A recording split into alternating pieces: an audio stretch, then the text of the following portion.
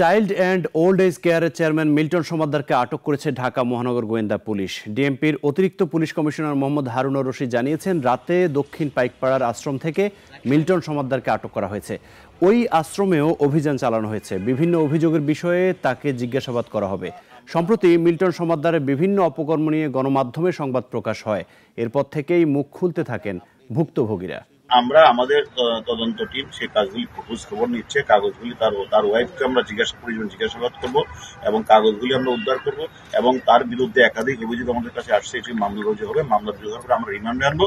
রিমান্ডে আনার পরে আপনারা যতগুলি প্রশ্ন করেছেন, আমরাও যে অভিযোগগুলি পেয়েছি সেগুলি পুঙ্খানু এবং তদন্ত করা হবে এবং আমি মনে করি সে যদি সত্যিকার ভাবে এরকম কাজগুলি করে থাকে জঘন্য অপরাধ, তাকে ছাড়তে হবে।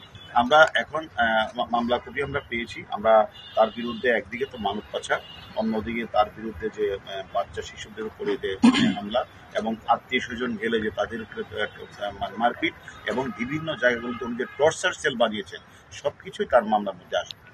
কয়েক কোটি টাকার তথ্য এর মধ্যে এবং সে আমরা সবকিছু নিয়ে আসবো। হারুন ভাই, এখন যে চাইল্ড কেয়ারে যারা রয়েছে, বৃদ্ধ যারা, তাদের দেখভাল করার জন্য যেহেতু নেই, গ্রেপ্তার হয়েছে, তাদের দেখভাল করার জন্য কি বিষয় থাকবে?